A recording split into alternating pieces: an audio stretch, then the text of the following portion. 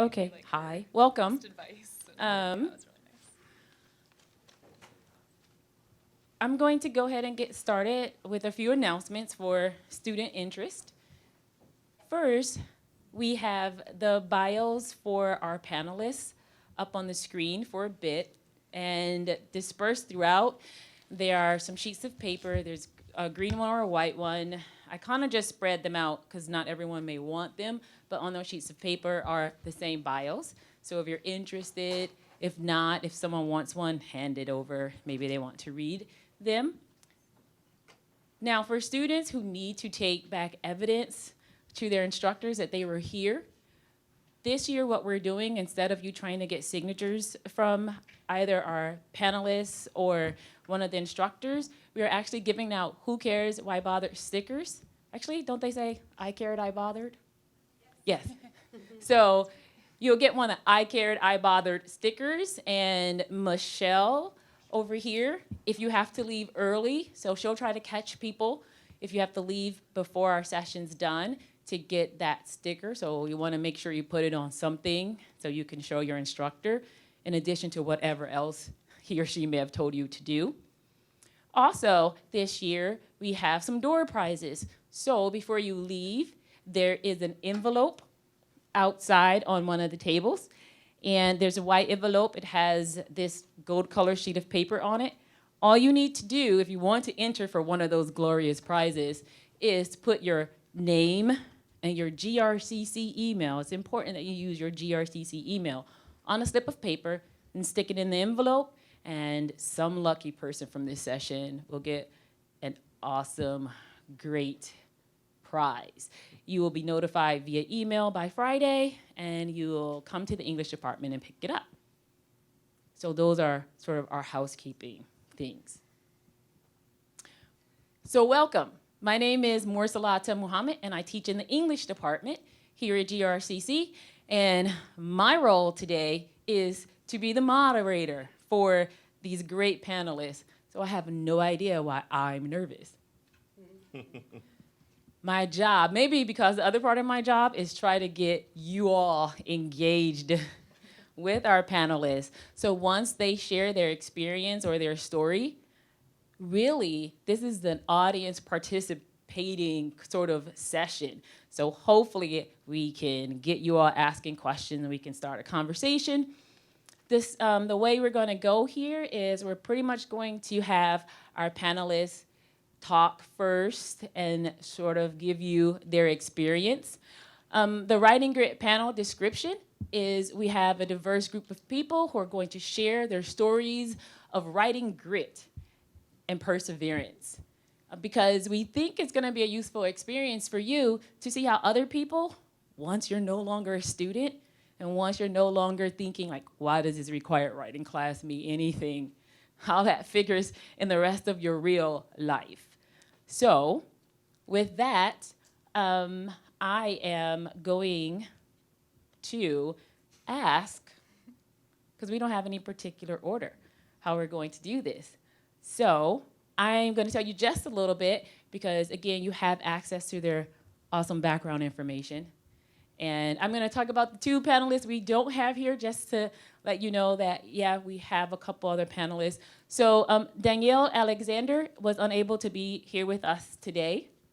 And also Officer Will Smith was unable to be here today because he just found out this morning that his partner didn't come in, so he wasn't able to take the hour or so out to get down here to talk to you all. So those are our two missing panelists, but if you're interested in their stories anyway, if you want to see me at the end, again, let me know and I'll try to get you in contact with him. But who we do have here today, I'm going to introduce just a bit. Who we do have here today, we have Klaas Kwant here. Oh yeah, I guess we can. No applause. We don't have to. Make them do something. They're gonna give you these awesome stories, so make them earn your applause, right? Okay. We have Klaas Kwant, and next to Klaas we have Kristin Brace, and next to Kristin we have Penni Weninger, and next to Penni we have Alicia Ellis. And rounding us out on the end, we have Joe Jones. So with that, I'm going to turn it over to our panelists, and we can do this popcorn style. So who would like to start? Who's itching to start? I'll go first. Okay, Alicia Ellis. Can everybody hear me? Yes? Okay. Closer you are to the mic, the better for the recording. Okay. We are recording it. So Okay. I actually taught here at one point in the English department as an adjunct, and the reason I'm part of this panel is that Mursalada and I are friends. So in addition to working together here at GRCC, we went to graduate school together at Penn State, and over the years we've of course had a lot of opportunity to use our skill as writers. I'm interested in persistence or continue to stick with a particular task or develop a character skill despite lots of maybe opposition from people or difficulty in accomplishing that goal, because working with Mursalada forced me to look at whether or not I was reading as much as I should, or certain types of literatures. I read all the time, I like reading, but mostly I was reading fiction. So when Mursalada came to me and approached me and said, listen, I'm at the point in my graduate studies, Professor Muhammad is pursuing her PhD, where I'm going to be needing some more assistance, and I thought that you would be good for that. And I'm thinking, oh, that's great. You know, I get to see her achieve one of her personal goals and make a little money. So she gives me not her first paper, but one of the first papers that I had the opportunity to review, and I just was out of my depth. You know, she gave me this paper, and I'm thinking, what is this? Why doesn't this make any sense to me? I have a headache. You know, I told her I could do this. She's expecting me to have this ready to her by a particular deadline, and it just was really difficult for me. Certainly, I am a good reader. I know what words mean. I know that if I don't know what a word means, I can look it up. I did talk to her a little bit before she gave me the paper, so I had an idea of what she was looking for in terms of evaluation, but it just was really tough going.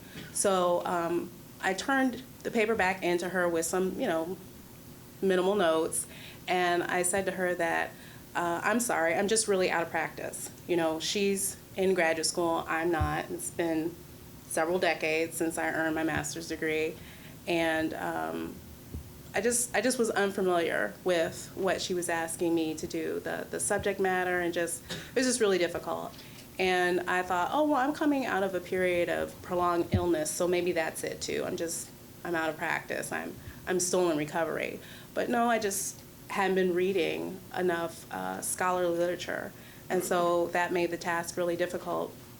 So when it came time for us to settle up in terms of presenting a bill, I said, well, you know, if it was helpful to you, you can pay me market rate. But if it was not, then, you know, we'll look at minimum wage. Well, I ended up earning minimum wage for that particular task that she had me to complete. But the good thing is that because we were friends, it was okay for me to admit to her that, you know, this probably wasn't easy for me, and it wasn't as helpful for you as you intended. But because of that, I did make it a goal of mine to do more reading of nonfiction, some more long-form journalism at websites like The Atlantic or Slate.com. And I also began looking more at the new nonfiction releases at the public library.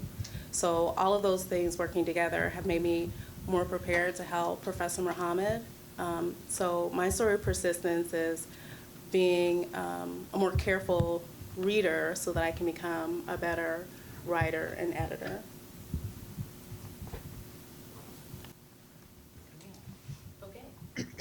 Thank you, Alicia. You're welcome.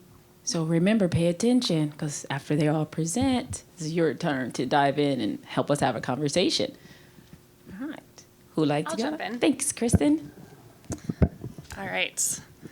I don't have one story, but I have a few different examples, since I have known since I was 5 years old that I wanted to be a writer. So I don't know if there are any people out in the crowd that just have a love for writing, but I might have some insight, hopefully, for some of you. when timing was right, after I got my undergraduate degree, I worked for a few years and then went to grad school to pursue my Master of Fine Arts in writing. And that in and of itself was just 2 years of perseverance and writing grit. I was in a low residency program, which meant that I was working from home and going to some 10-day residencies to kick off each semester. So in the meantime, I was at home, I had my regular social life, my other jobs that I was doing, and I had 45 to 50 pages of new critical and creative writing that I had to send to my mentor in the mail every 3 weeks. So it was a lot of like putting your butt in the chair, writing, and just showing up and doing the work.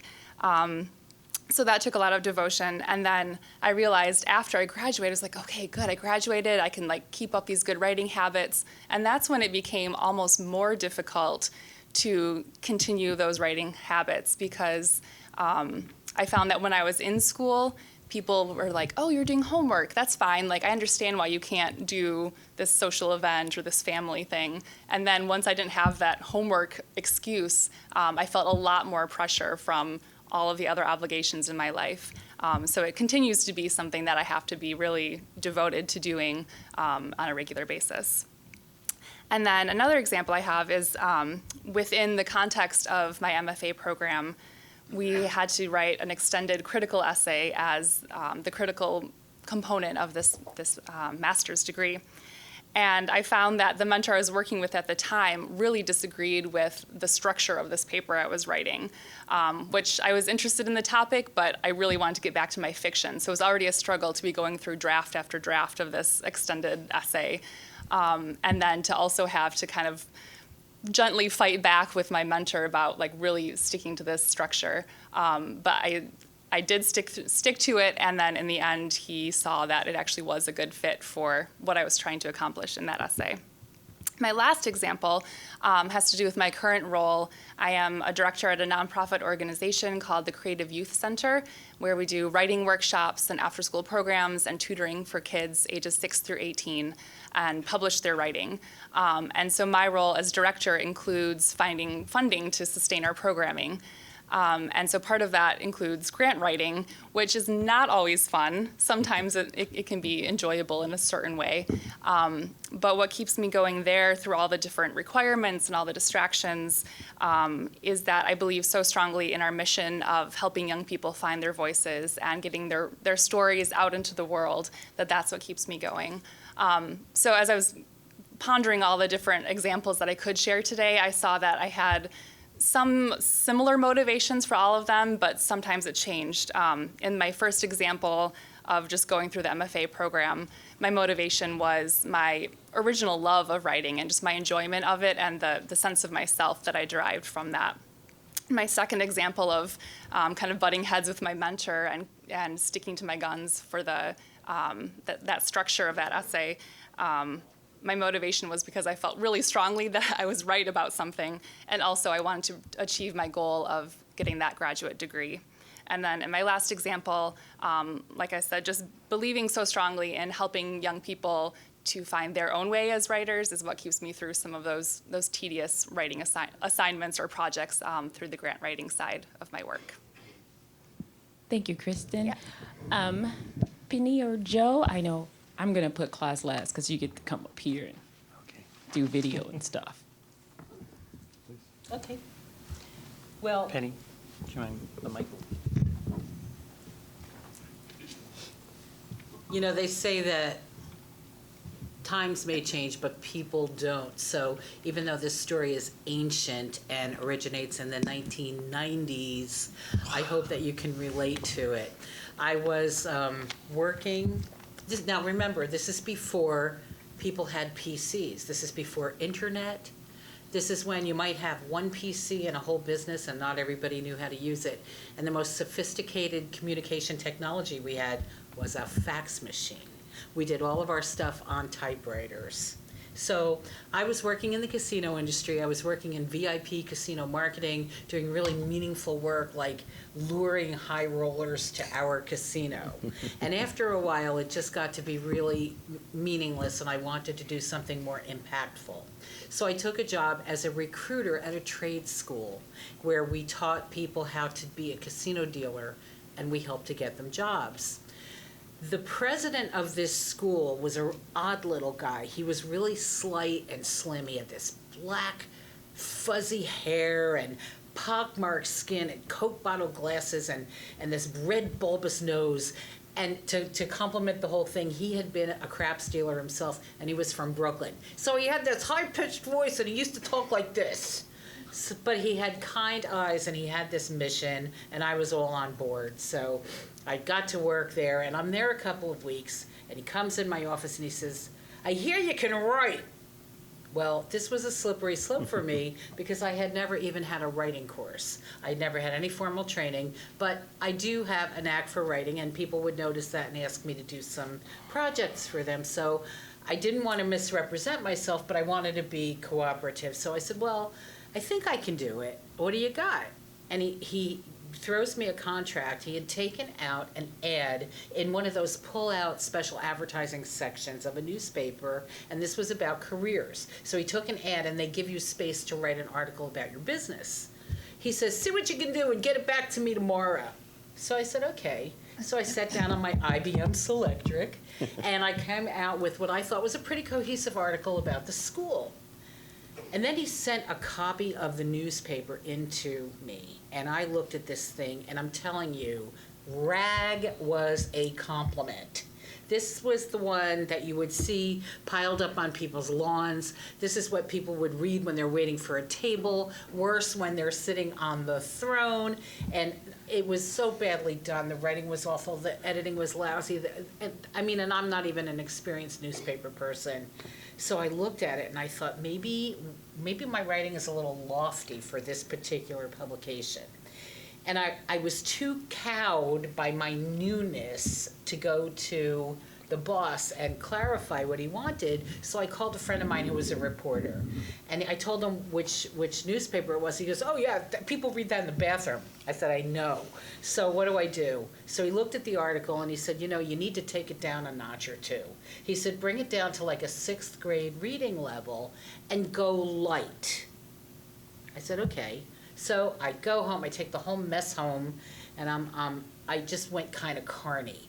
Things like, "Have you ever thought of an exciting career in the casino industry?" And I wrapped it up with some dumb thing like, "Don't roll the dice on your career, call us today."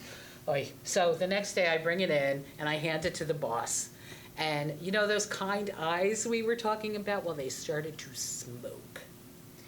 He lit into me. He was so upset. He said, "What is this crap?" He said, "I thought you told me you could write." He didn't want to hear about journalism styles or reading levels. He had an image of this business, and I made light of it. And he was mad at me. And he said to me, "I should fire you right now." He said, "But you're a good recruiter, so I'll tell you what, I'll give you another shot." He said, "You bring me back an article by 1 o'clock. He says, "Or don't bother coming back." And then on his way out, he turns around and says, "And no paper." He says, "Use the computer." So I look at the clock. He wants this by 1. It is 11:27. The original article that I wrote was at home. Remember, no email, right? There was one PC in the whole school, and I didn't know how to work it. So I was ready to throw up my hands and just leave. But you know what? The job was worth it. I wanted to fight for that job because they were doing good work. So I took a breath and I sat down, and despite the shaky hands and the sweaty hands and the butterflies in my stomach, I hunkered down and I reached in and I pulled out what I knew was there, which I should have done in the beginning, and somehow I managed to recreate the article. I brought it back to him. He looked at it. He goes, "Well, this is better." And he used the article. I kept my job. We got a lot of people jobs, and it was a great thing. But I did learn a couple of really important lessons from that one time. First of all, it's not pleasant to have your boss yell at you. So what you need to do is you need to make sure that you know what your assignment is. There's a difference between a task and creative writing. I took the liberty of making this a creative writing assignment. I had no business doing that. Number two is know your audience. I'm worried about all these people that are going to read this article. Who was my audience? It was my boss. He gave me a task. He had an image of his business. That was my task to relate that to people. And I completely insulted the guy. But the most important thing that I learned was never dumb down your writing for anybody for any reason. You have a voice, your words are powerful, and you as college students and graduates, you're gonna uphold standards. If you look now, if you don't do it, nobody's going to do it. If you look now, look at your cell phones and notice that an option for a plural is an apostrophe S on a noun. Where did that come in? We all know that plurals do not indicate possession, yet this is going to millions of people on their cell phone. We're training a generation of people in the wrong way. Has anyone here ever seen the movie Idiocracy? Okay, if you haven't seen it, you should see it. It is a satire about what could happen to the earth if we continue to let our standards slip. And it's really hilarious, but it is also scary. So my advice is, and what I learned is, maintain your standards, make people read up to you, because you, if you never do anything else in your life, you can inspire somebody to be better and communicate better through your own writing. Thank you. And now, Joe Jones. Good morning, my brothers and sisters. How are you on this morning? Good? Good, good. I'm happy to be here with you on today and to be talking about a subject that is near and dear to me. I consider myself to be a pretty good writer, and I would say that it stems from being someone who was in many ways addicted to reading when I was younger. I was born and raised in what I refer to as the center of the universe. It's called Detroit. That's right. And I also refer to it as Little Africa, which means that it's a place that, for me, really helped to shape who I am, right? It was an opportunity for me on a regular basis to see examples of success that looked like me. And growing up in Detroit was quite the experience. And I was somewhat of a different kind of kid. I actually read on a daily basis the Detroit News and the Detroit Free Press. These were two dailies that came to our home. As a young boy, I would always get home from school and read the newspaper. And there was something about reading, and there was something about being informed that kept me excited in terms of feeling as if I had a one-up on folks because of my knowledge. And so fast forward, I get to college. I go to Oakland University for my undergrad, and I'm majoring in communications. By the way, for those of you who may be experiencing the same thing, I changed my major 7 times. Do I have anybody here in the audience who's changed their major a couple times? Okay. 7 times, and got to communications.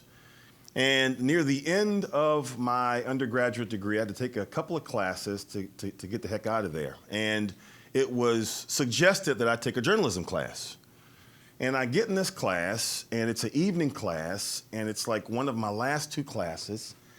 And I'm having fun, but I'm being challenged because I'm basically being told, hey, you got to take all that you're writing, you got to condense that thing. You got to make it tight, right? And I'm sitting there thinking, again, as someone who's always reading, I'm used to really expounding on things, right? So to be told that I have to do something differently, especially with regards to my writing, was quite the challenge. But I persevered, I pushed, I did it because I wanted a good grade. But check this out, near the end of my class, I was told by my professor, who was a successful freelance writer, I'll never forget her. She did writing for People magazine, for some other daily newspapers throughout the country. Anita Leinert was her name, Professor Leinert. She told me, she says, hey, if you're interested, I could probably get you in at the Detroit Free Press as a beat writer. Now, again, I'm a kid who grew up reading the Detroit Free Press. right? So the initial response was, absolutely. But then I asked about that other question that's most important when it comes to a job. How much y'all get paid, right? Well, back in that day, this was back in the mid-90s, they wanted to pay me $19,000. So I said, you know what? Thank you, but no thank you, right? Because here was an opportunity for me to, yes, continue to do something that I loved in terms of writing, but I made the choice of going to do something else and really kind of stepping away from that in which I was passionate about. So I fast forward to grad school, and I'm in grad school, and I am an ordained minister. And so a lot of the writing that I do these days is everything from sermons to prayers to speeches to position papers, right? And so I come across this one professor, and he says something that just really rocks my world.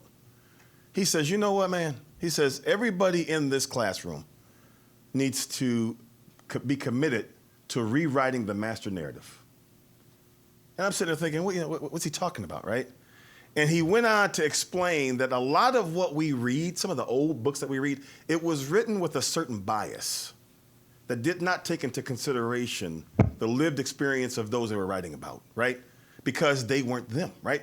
I mean, no one can tell you about Joe Jones better than Joe Jones, right? No one can tell you better about who you are than you, right? And so he got me going on this whole mission of rewriting the master narrative as it pertained to history, African-American history in particular.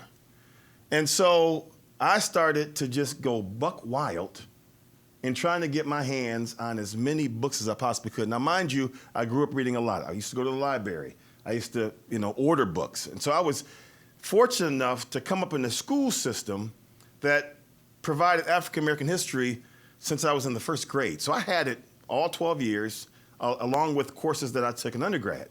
So I was very familiar, but I never really looked at it from the perspective of how can I rewrite this thing, right? Some of the master narrative to make sure that the right message or the right thing was being captured in the writing. And so I had the opportunity recently, I was pleased to take part in a symposium at Western Michigan University Clee Law School. It was a symposium entitled War Comes Home, the Excessive Militarization of American Policing. And they explained, we want you on this panel, and oh, by the way, we're gonna publish you, right? I'm pretty excited, right? I'm gonna get published, right? Because I have the goal one day of writing mini books. I happen to have a blended family. My wife brought 2 children into the marriage who I've raised as my own, but I'm gonna write a book one day on what it means to have a blended family. And it might be about this thick, right? Because if anybody here is from a blended family, you know what I'm talking about, right? And so here's this opportunity to be published. And I wanna just simply read for you just a few lines that I provided in this particular symposium. I said, as the head of a local 72-year-old civil rights organization, I am acutely aware of the historic injustices that have occurred in the lives of the disinherited, the men, women, and children whose ancestors were unwilling passengers on countless vessels that traveled from Africa to the West. I subscribe to you the theory of historian John Henry Clark, who said, history is not everything, but it is the starting point. History is a clock that people use to tell the political and cultural time of day. It is a compass they use to find themselves on the map of human geography. It tells them where they are, but most importantly, what they must be. When discussing the relationship between police and communities of color, we must do so while looking through a historic lens. Often when I'm working in communities to bring about solutions to the myriad of disparities and issues that weigh us down, I find myself asking the question, how exactly did we get here? How did we get to a place of such inequity in America? As Clark explained, history is a starting point. History has the ability to give vision to blind faith. Perhaps I am biased as one who depends heavily on history when making decisions that have to do with my future. And so when I think about the future of the Black community and our relationship with law enforcement, I do so with great reverence and sobriety. From where I sit or where other leaders within the community sit, it is easy to become intoxicated by the allure of drinking from the cup of compliment, the chalice of accolade, or the goblet of praise.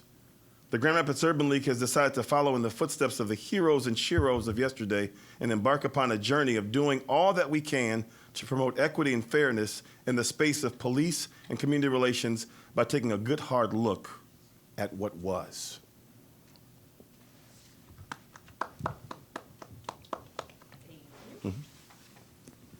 Yes, thank you. And we're going to close it out with Nicely Klaas. written. Yes. Thank you, sir. So you were a journalist? I was this close to being a journalist. Yes.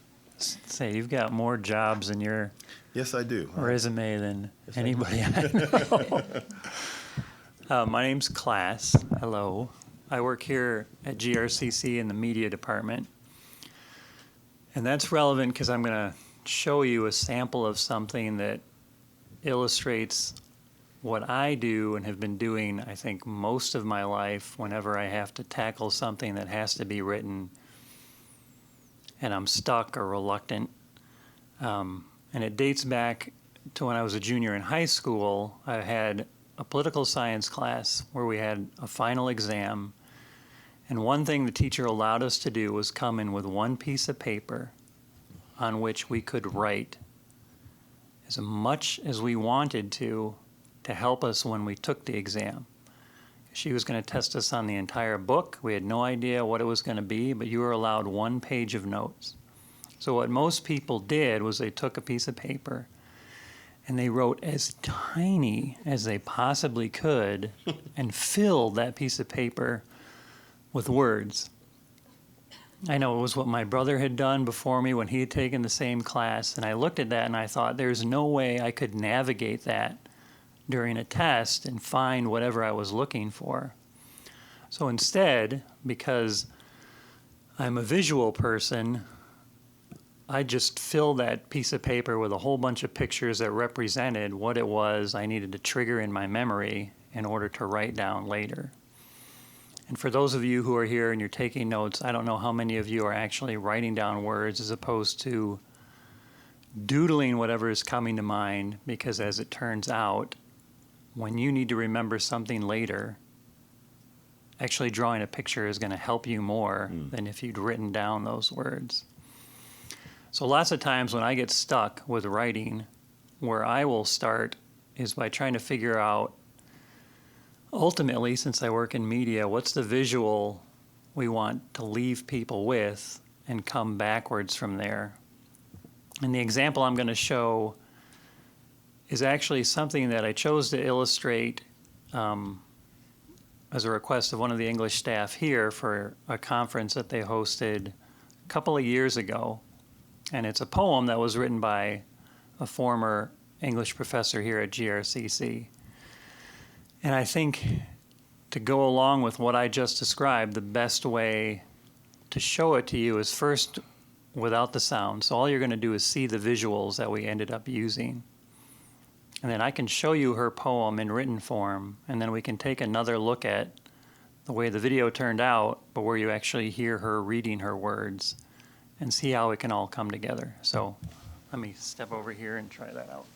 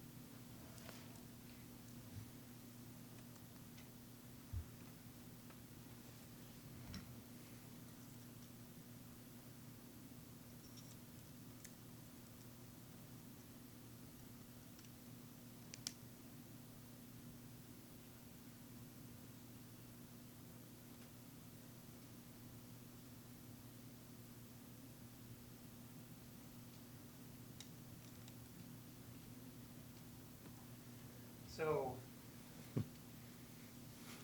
if I had to ask you now, what she write about? If I ask you now, what you think her poem was about. Does anybody want to take a wild guess? I mean, you know the title was Spark. And don't feel bad if you don't want to guess. That's okay, too. Go ahead, in the back. Well, what I saw is pretty much what sparked her, like that force that she saw, that object, that red object behind her, just certain areas to spark what she wanted to write about. Yeah, I think that's very close. Her poem, in a way, is about the spark of creativity, you know, what's going to inspire you to write. And the actual text of it is here. So I'll give you a sec just to read that yourself, and then we can actually take a listen to Barb, who wrote it, reading it with the visuals.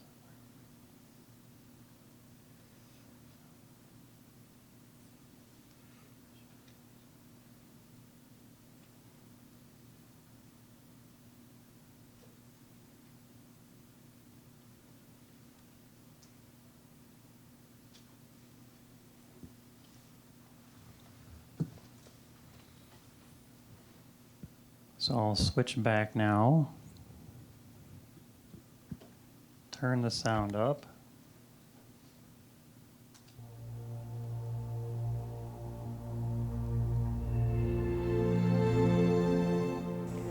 Through cracks in old board siding, sunset strokes the inside of the barn with the red of sailors' delight. Rays divine the flame remaining in rough-sawn planks, or sun, the unwelcome suitor who bides his time, a mustache drawn like smoke along her silent throat, fingers flaring down her tender thigh. In the loft window, broken panes shudder with sparrows but refuse to blink, knowing the journey of 93 million miles begins with a single spark. So, stop this a second.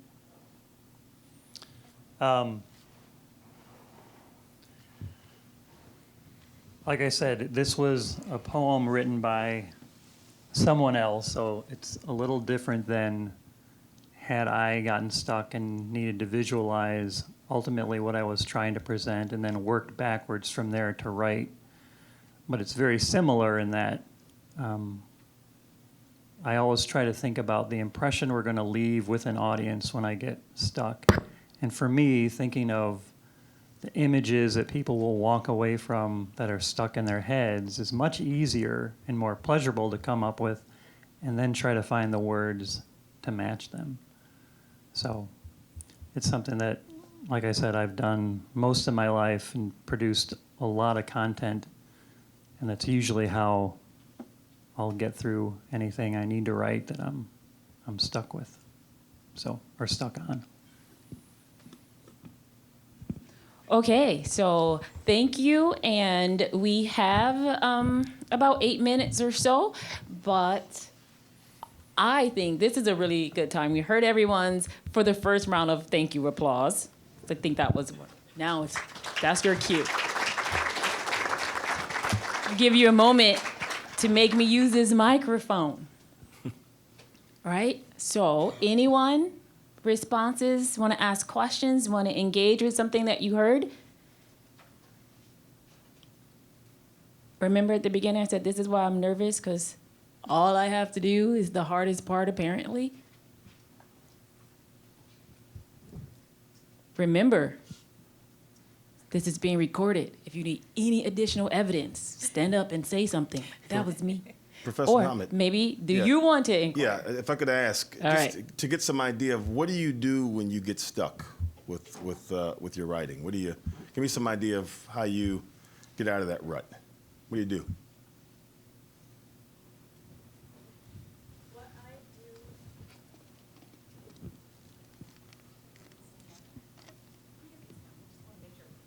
what I do is pretty much write down on a piece of paper my ideas and put it together if I get stuck. Or if I get stuck that way, I just pretty much write down what I feel like I should write and take out what doesn't seem right to me. That's what I do when I get stuck. Okay, very good. Anybody here who's a really good writer but you hate writing? Or someone's told you that you're a really good writer but you really aren't fond of writing? What does that feel like? Erica?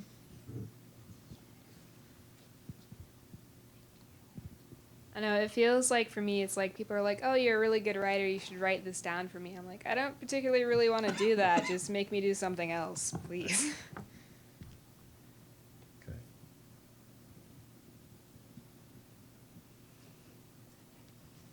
All right, anyone else? We still have time for the audience to engage.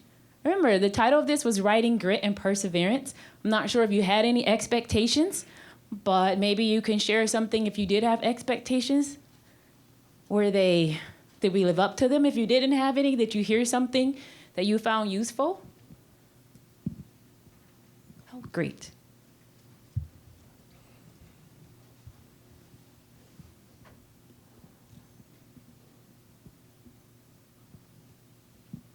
I was just wondering, like, what do all of you do when you experience writer's block? That's a good question. I know that in college, when I had to write stories, and I was given, a basic set of parameters, just like everybody else in the class, sometimes I would write myself at the very beginning of the story into a corner, or just first-person narrative, something like, here I am, locked in a room, there's no lights, and I can't figure out how to get out. To put yourself in a position that then you have to figure out, as the story progresses, how you ended up locked in a room with no lights. And that can take a lot of different forms, but if you start by putting yourself or your character in a very precarious situation and then try to explain how they got there, that's one way to get past, being stuck on what to write about. Okay. Deadlines work really well too. Right. I don't do a lot of creative writing. I do mostly analytical writing. So typically when I approach an assignment, I have to gather background information, either book, linked subject, treatments of a subject, or different journal articles. So I'll pace myself. I'll have an intention of doing a certain amount of work each day and having something to show for it. But, I'm sure you're familiar with this too, but let's say that you've gone to the library or have used document delivery service, you have everything that you need, and you've kind of looked at it and taken some notes and things like that. But it's amazing how, if you have to turn in 20 pages tomorrow by noon, that if you stay up the previous 24 hours, your mind will just be expanded and you'll have all these new insights and it'll be amazing. Sometimes it really is amazing. Other times you're like, this is garbage. But at least you have something that you're able to submit for that initial deadline. And then usually as the project goes on, it gets a little bit easier, particularly if you can knock out that first draft. So deadlines, impending doom, the threat of being embarrassed or humiliated, that works really well too. I second that. I always work best when I have to turn this thing in like tomorrow or the day after tomorrow. And what I do is I just make that my priority. I put it up here and I say, okay, this is what I'm gonna do. And I plan to stay up late and I drink coffee at 9 o'clock at night, even though I know that I could normally not sleep. But it really does work. I agree with Alicia. For some of us, that creativity is really unleashed when we are kind of bare bones right there. So even though you sort of feel guilty about it because you feel like you should be the organized person and plot everything out, not all of us are made that way. Right. And we have Amen. other things going on in our lives. So, yeah. Joe? Oh, I read. What I do, I'll run to my bookshelf and I'll just grab some things and I'll start reading. And I've gotten a little carried away with buying books to the point where my wife gives me this look because there's always this Amazon box sitting in our mailbox on the front porch, and she's like, man, really? And with the realities, will I ever read all those books? Probably not. But hey, I like to have that option, right? So when I get stuck, I go to the experts, right? Those who have written before me, and I try to use that as a means of inspiration. Thank you. Kristin, you want to? Yeah, I have a few different thoughts.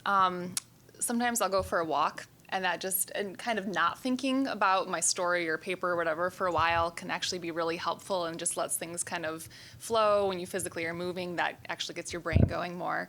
Another thought is especially if you're a creative writer or someone who wants to make writing part of your life or part of a career, is to just make sure you're putting in that time regularly.